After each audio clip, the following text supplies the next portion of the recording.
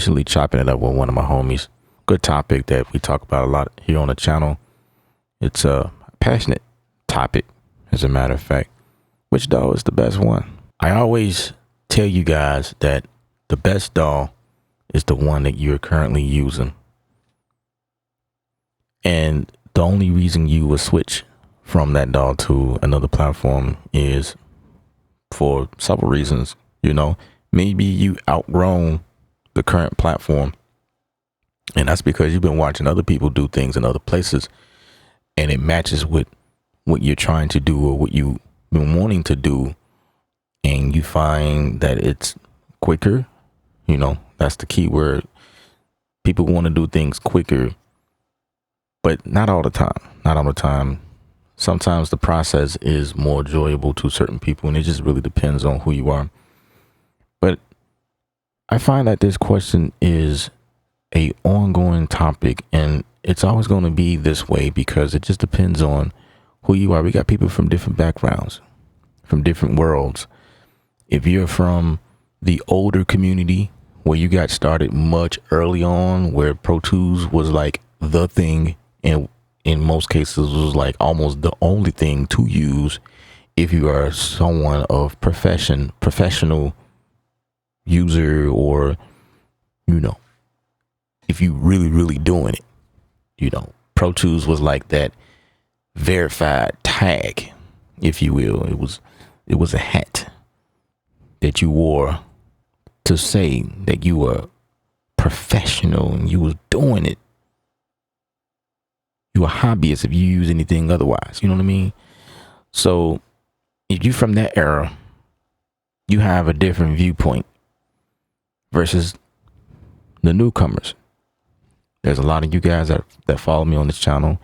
You new, and you ask questions like, which DAW is the best one? And that's a valid question, because there's plenty of them out here. There's several out here to choose from. I say the best way to answer that question will be this answer right here. You have to try them. You have to try them. And we live in a day where that is accessible. Most of them have a trial version attached to them. So you try them out for 30 days or 14 days or whatever. Test it out, see how you like it. But a trial version is really not really it's not sufficient enough, you know. But I'm grateful to them. At least you're able to test things out. Maybe you have like immediate concepts, and you know, you want to know what this thing can do in this scenario, or real quick, you know, like immediate concepts and ideas. But you and I know that the real meat and potatoes of a platform is when you had it for a while. Because I'm gonna tell you now, I come from a background of using Studio One, Logic, and even till this day, I'm still learning new things about those platforms. Well, specifically Studio One, because that's what I use. I don't really use Logic. But when I had Logic, I didn't know it like all the way. There's still a lot of things inside of Logic that I have not discovered, and I had it for years. You know what I mean? So having a DAW for 14 to 30 days is not long enough to really dissect what power lies beneath the surface. But, you know, sometimes that's just all you need. I'm grateful to that, because there was a point where they weren't doing that. You have to buy an iLok key or whatever key that program was before they stopped doing that. And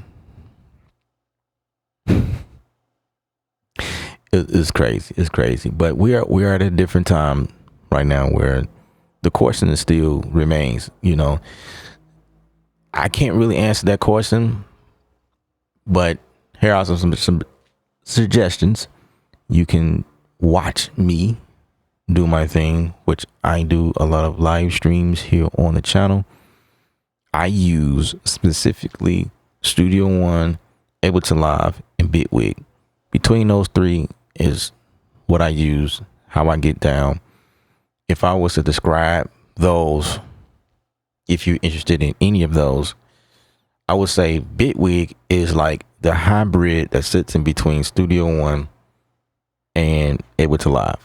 Some people would say if they both had, if Ableton Live and Studio One had a baby, it would be Bitwig.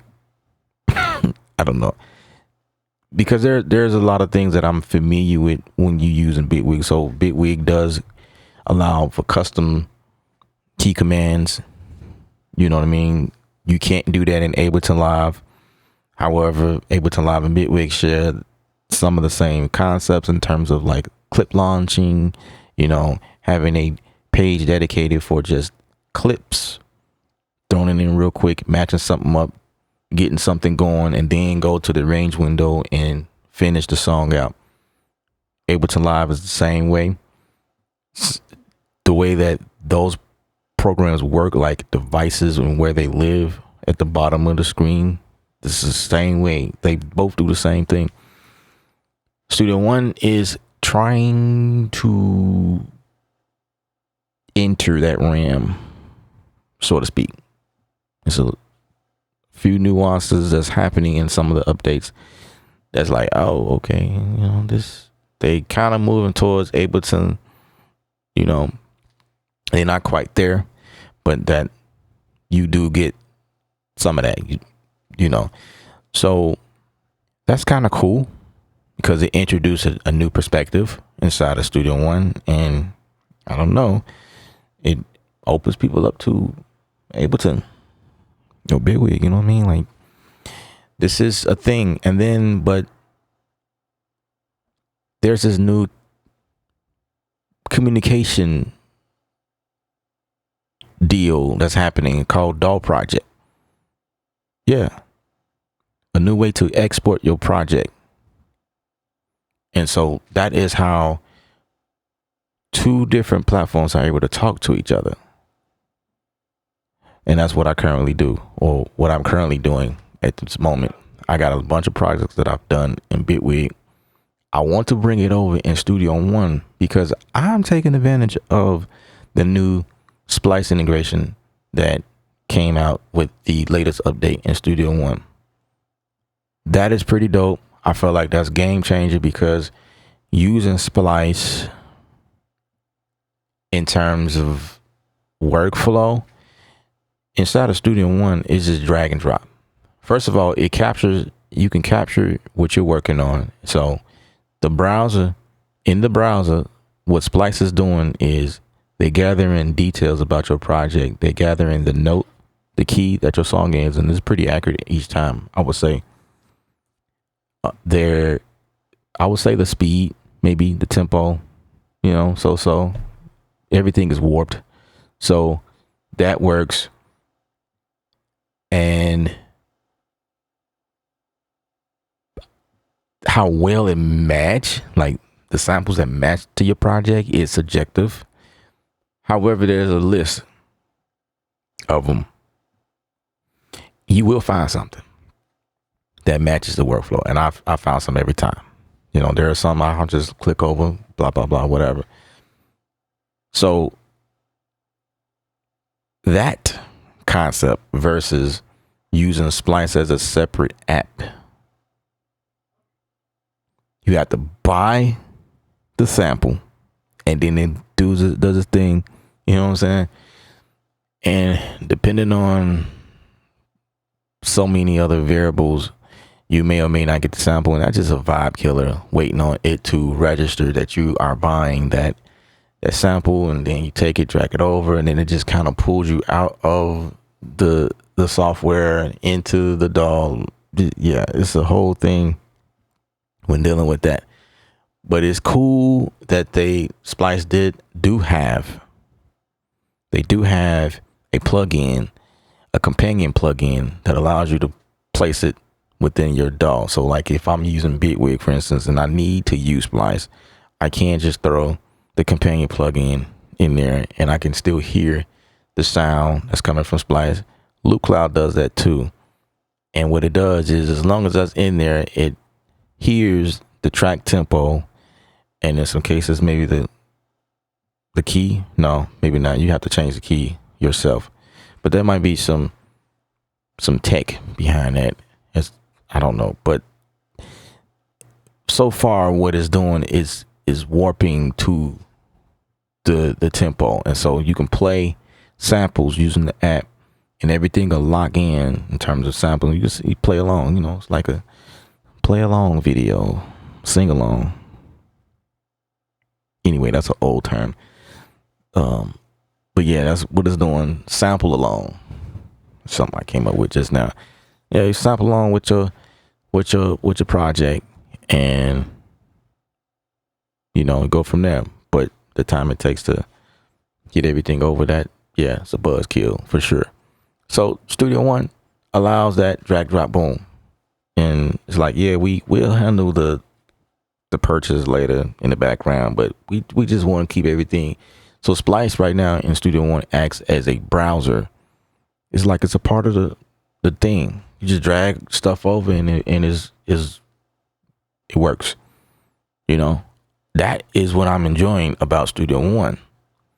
Now, Studio One still lacks the creative. Like if you want to go in there and be creative, just using tools that allows you to just take stuff and just do some really crazy, amazing type stuff without, before you touch Splice, I have to hand that over to Ableton. Ableton is by far I feel, the most creative, and just the updates that they've done with the MIDI tools in there currently. Just the MIDI section is on fire, which you can do with just MIDI by itself, and of course audio, and that's in like the dedicated sections of Ableton before you reach for a plugin. All that was within the program itself. Studio One is not doing that. Studio One is an open platform, and you have to grab third-party plugins, and then Splice is there, but Splice being there is like a whole nother, it's a whole nother conversation. It's a whole nother ball game. You have to be educated using Splice. They make it easy, but see, the thing is, when you use Splice, you have to understand what you're actually dragging in your project, because you can get in trouble using stuff from Splice.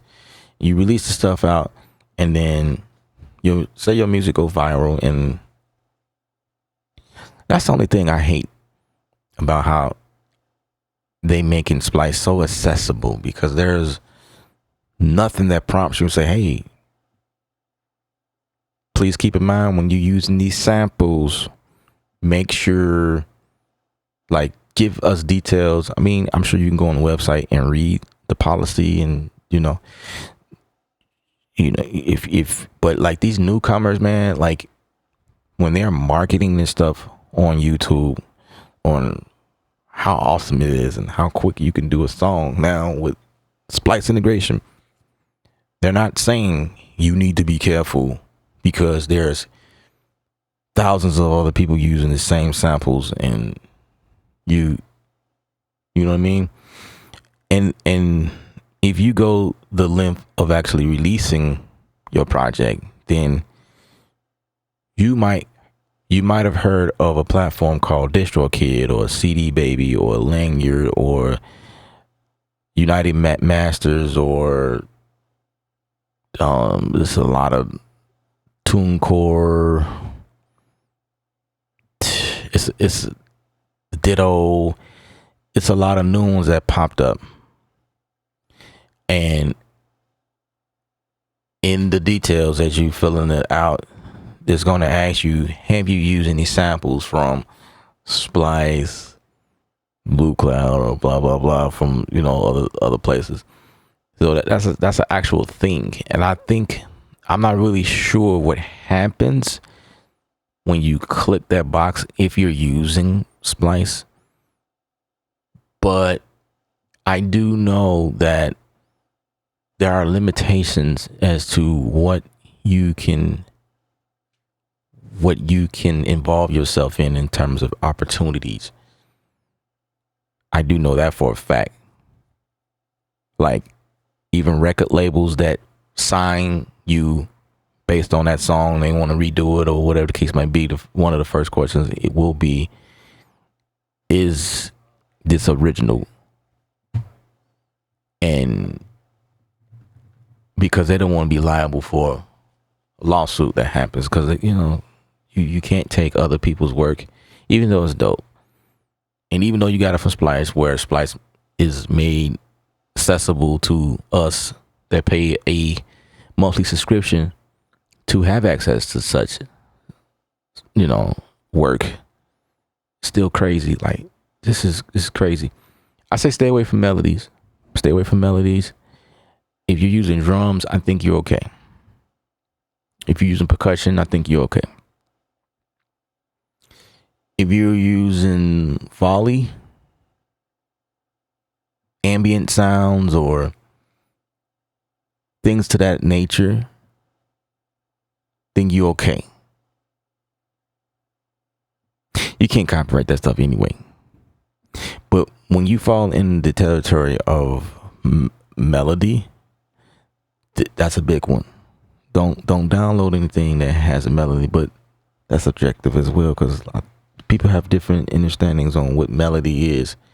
Melody is not a backing guitar strum. It's something that gives a song its memorable vibes.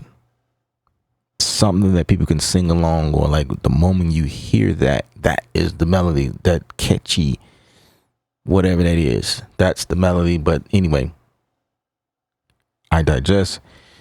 We're going back to the Daws. I felt like I had to go there for a second because of Splice integration. You know what I mean?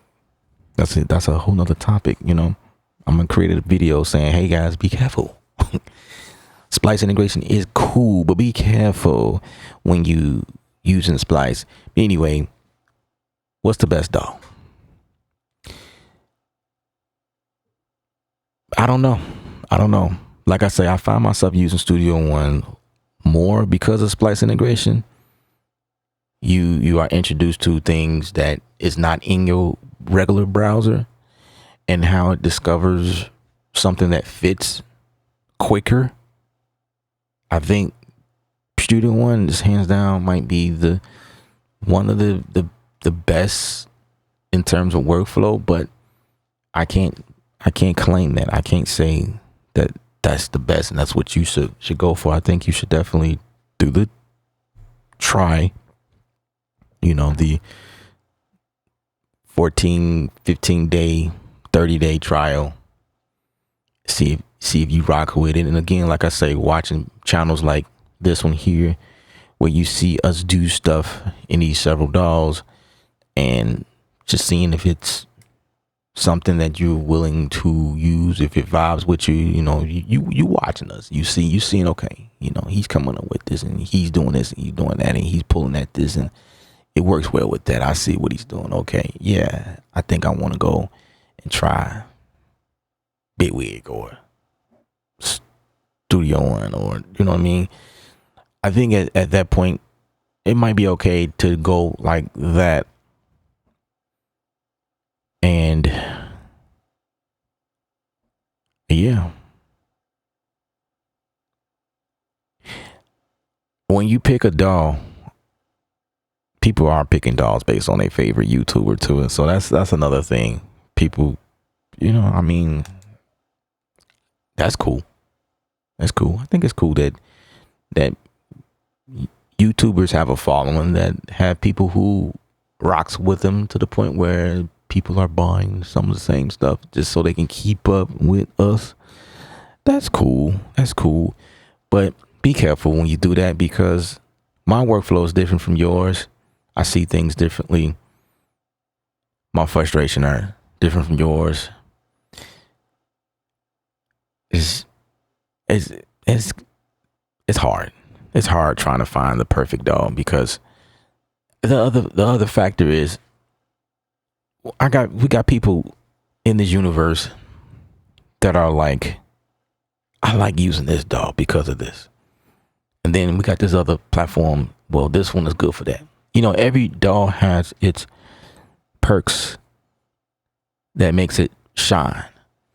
And us, it's hard for, I'll say me specifically, to just choose one DAW because each platform has something different that they do. And I enjoy some of the things, you know, which is why I keep going back in this circle. Mine is the three, Trinity, Ableton Live, Bitwig, Studio One. That's my circle. That's what I use. And so when I'm tired of Bitwig, I go inside of Ableton or vice versa, Studio One. You know what I mean? When I'm mixing, hands down, Studio One all day. I use Studio One to mix. I'm not mixing nowhere else. So that has always been a solid answer for me, at least. But beat creation and being creative and stuff like that and putting stuff together. Now I would say, depending on the project that I'm working on, if it's something that I need to pump out and get quick and I'm not really concerned about being creative, I need to, you know, I already know what I'm doing. You know, I have plugins that do certain things and I kind of know what's going on. Then I might pull for Studio One if something I need to get out real quick. I'm working on the deadline because I know Studio One like that. I know all of the platforms like that, to be honest with you, but like, I know that when I'm looking, okay, I'm gonna backtrack. It just depends. I'll say that. It's like I can't even say it's a deadline thing that pushes me to work in a certain place, because it could be Ableton if the deadline is tight.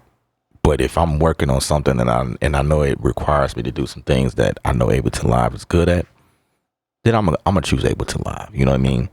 So I can't really say that, but I do tend to reach for the Studio One more when it's a project that requires a little bit more detail and like a bigger project, whatever.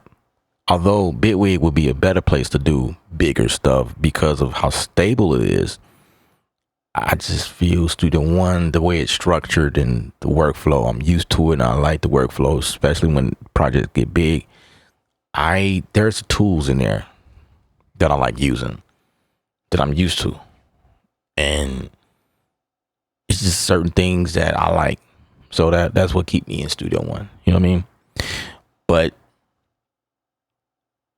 there are individuals that will say, we need a DAW. A perfect DAW will be something that does best, and pull some of that from that end and pull a bit over there, and then we come up with this DAW. So I feel like that's how these DAWs keep popping up. This is a DAW favorite. You know, we got new kids that keep popping up based on the way somebody thought, just like that. Just the way I explained. I think that's how Bitwig came. You know, because Ableton Live, you guys know, the developers came up, you know, it was, you know, developers that worked for Ableton and didn't like, I don't know, Fallout maybe. And then Bitwig was born, which Bitwig, the foundation shares a lot that Ableton Live does, but with some extra stuff, which is what I appreciate about Bitwig. Because Bitwig, like I said before, it has that Studio One. That's why I use Bitwig. It reminds me of Studio One and some stuff like Bounce in Place, like that right there. That's something that's Ableton Live is still not doing some of that. Like Ableton Live just now did something when you can bounce in place. Because before you had to freeze the track, and then I forget what the term is, then it allows you to bounce. But when it bounces, it deletes the instrument. It makes that track an audio track. In Bitwig, when you bounce in place, it doesn't delete the track. It just makes that same lane be able to read MIDI and audio. And the instrument is still there. That's what Bitwig can do. Studio One, you have both options you can do. And then there's another option that it has. You can bounce and place an audio. You can have that to bounce on a separate track instead of duplicating it. You know what I mean? Like you had to, or still have to, in Ableton Live, it would bounce in place on a separate track. That way you can retain the instrument track, right? Or you can bounce into place and it will delete the track, the instrument track. It can do that too. But another option is that you can bounce audio and MIDI in the same file, same region. So it can be an audio file and you can see, like in the background, the MIDI information in there. Now that is like one of those things that makes Studio One special, because I think that's dope. I think that's dope for a lot of reasons. You know, I've had to use that option a few times to save me. Part of being a producer is to commit to something. You have to commit to something to move on. Me, I like changing stuff up. My people know that. But at some point you have to commit to something. And there's several reasons why you will want to do that, which is why bouncing in place is a thing. Bouncing in place was a thing where the people who didn't have big CPUs or couldn't handle a lot of plugins on their computer, you know, bounce in place to get rid of that, so that you won't have a bunch of.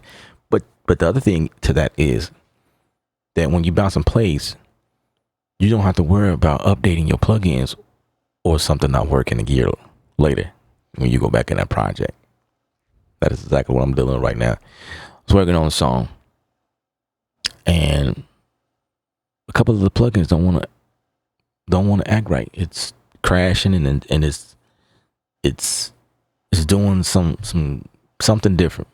Because over time, I updated a plugin, or I didn't update a plugin, or I don't know, the plugin got moved, or whatever the case might be.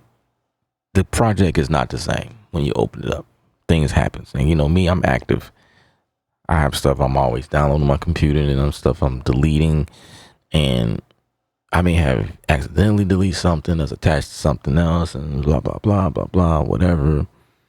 But the moment I don't bounce something in place, it's like, dang, I don't even know what this is supposed to sound like. And you just go for whatever other instrument that makes sense, that sounds good at that moment, but you can't recapture that moment. Lucky for me, because I do videos on YouTube, I can retrieve the concept sometimes. I just go back to that video of when I made this song. Like, okay, it's supposed to sound like this, you know, but that's only for those songs I did creating on the live stream. But like stuff I just did off the books, then yeah, we in trouble. But y'all get what I'm saying? Y'all get what I'm saying? I know I probably like jumped in different places, but that's the life of being a beat maker, producer. There's different nuances, different elements to picking the best DAW and what makes sense. That's the concept. And hopefully this conversation help you guys pick the best DAW for you. Don't go based on what you see me use. Although what I use can be used as reference or troubleshooting, because I am using what you have, which is great. What I hope for is that people follow the channel based on beat making production tips, period. You can be using FL Studio, watching me do my thing in Studio One, and it just don't matter. It is how or why I watch other channels. I don't care what you use, as long as your concept is dope. I'm watching. I think it's fire. There's a lot of people I follow and I watch using Logic. Logic appears to be like one of the hottest programs. I know I should. Yeah, I used to use Logic for a very long time, but I just prefer not to. It's not. I fell out of love with it. From time to time, I'll dabble in there when I see a new update or whatever, and that's about it. Every time I work in Logic, I am reminded of a workflow that I once was involved in, and there was some frustrations that I don't want to revisit, and that certainly happens. And I sometimes just go in there like, oh, okay, this is cool. Let's see what it is, and then I start creating stuff. And oh, well, I'm glad I still got Studio One on my system. You know, let's go back in Studio One because, like, I do not miss that. But at the end of the day, Logic is dope. Logic got a lot of stuff in there, and there's a lot of people who like Logic. There's a lot of people, and you know, that's your cup of tea. It's not mine. If I need to go back in here, I can.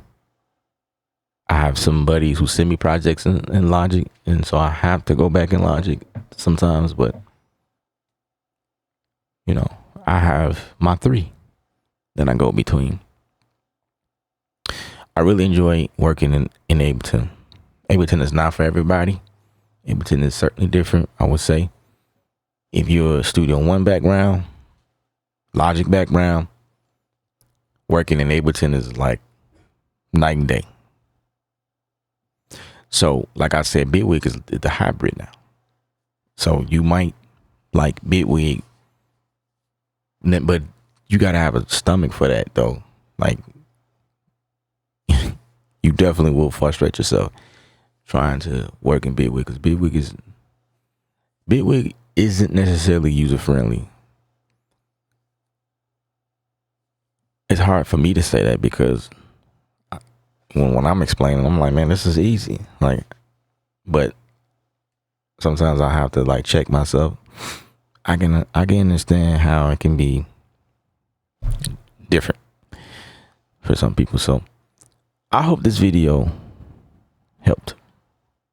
I said a lot, but just go after what makes sense. Continue watching people and whatever that calls you the most, that's what it's going to be. Like I say, if you're already doing music, a lot of times it's going to be what you're already working in. And for those Studio One users, I say we're at a real interesting, peculiar moment right now with Studio One because there has been recent changes made, and a lot of us are still on the fence about what's happening with the recent updates and what they've added. It's looking like, okay, we'll see what happens next. With the clip launch, that blew me. I mean, it didn't blow me. It just, I didn't expect it. I'll say that. I didn't expect that. That's the last thing I expected to see. The clip launch, bruh, really? That changes the game. When you put that in there, it's like, whoa. So where are we heading? That confused me. And that's, yeah.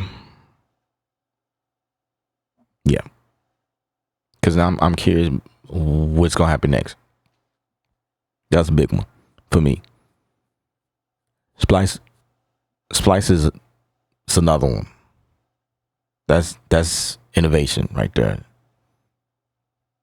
That's innovation. But when you put clip launch, that's a workflow.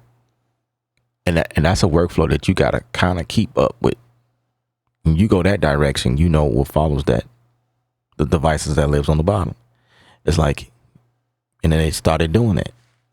The impact, you can see impacting on the bottom next to your MIDI. So I'm, stuff like that, it just kind of keeps me on edge. Like what's gonna happen next? But anyway. I may have confused some of you guys. I don't know. Because Yeah, I'm gonna just stop. I digress. I digress. We'll keep the conversation going, keep it moving. I hope I earned your subscription. Likes on the video. I'm Ella, by the way. Be culture. Remember, lifestyle governed by art.